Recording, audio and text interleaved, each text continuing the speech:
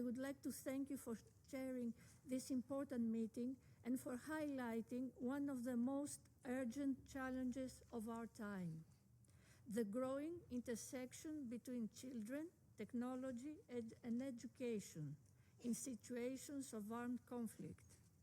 I would like also to thank USG DiCarlo for her, as always, valuable insights.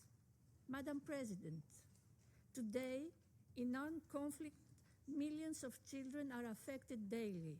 Surrounded by violence and insecurity, children are also deprived of the right to education, i.e., of their own very future.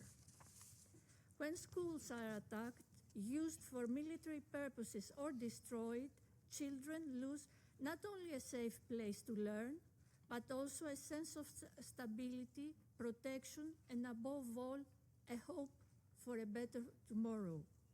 Therefore, innovative solutions need to be found to mitigate the impact of safe education, disruption, and restore education as a protective framework and a space of effective learning. In an era increasingly shaped by cutting-edge technological progress, education, technology, and innovation can form a powerful nexus to improve learning outcomes, foster peace, strengthen resilience of societies, and protect children. Nevertheless, at the same time, technology can expose children to serious risks, especially in conflict situations. As children in armed conflict face increasing risk of online harm, including online recruitment, exploitation, and sexual abuse, the Security Council Children's and Armed Conflict Framework has a duty to remain attentive to these evolving dynamics. Digital dimensions of recruitment, exploitation, and incitement are directly relevant to the protection mandate of this Council.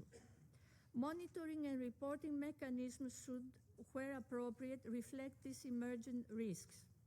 In order to facilitate effective teaching and learning everywhere and under any circumstances, a strategic shift needs to take place that will allow for an integrated digital transformation of educational systems. This transformation entails action-oriented national plans and policies, clearly articulated educational goals, and sustained funding. Our guiding principle should always be to ensure the rights and best interests of the child, as well as their protection from online harm. Madam President, colleagues, the risks entailed by the use of digital technology are universal, even in time of peace. As stated recently in Geneva by the Greek Foreign Minister Yorgos Gerapetritis, the need to safeguard children's role and action in the future, in view of technology's advancements through the vital contribution of education, is of paramount importance. The digital environment as a public space must be safe, teaching children not just how to use technology, but crucially, how to protect themselves from it.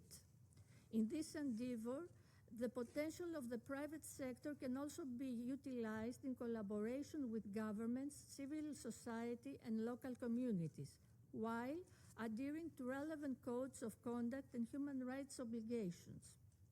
This partnership can contribute to the development of digital solutions of education that reflect our local reality and needs, ensure effective and flexible implementation, protect online safety, and help overcome barriers, including related to gender and disabilities. Madam President, the responsible use of technology and innovation can build bridges to safe education, dignity, and hope for children in armed conflict. It is our shared responsibility to ensure this access. Our ultimate objective is to cultivate a genuine global human rights culture by nurturing empathy in the next generation. If we can instill in a child the profound belief that human dignity is non-negotiable, that child will inevitably become a leader who champions peace. Ultimately, this deeply rooted culture is our most powerful defense against turmoil and armed conflict. Our engagement in the education of children is an investment in peace, and Greece, also through its work in the CAC working group, will remain at the forefront of this discussion. I thank you. I thank the representative of Greece for the statement.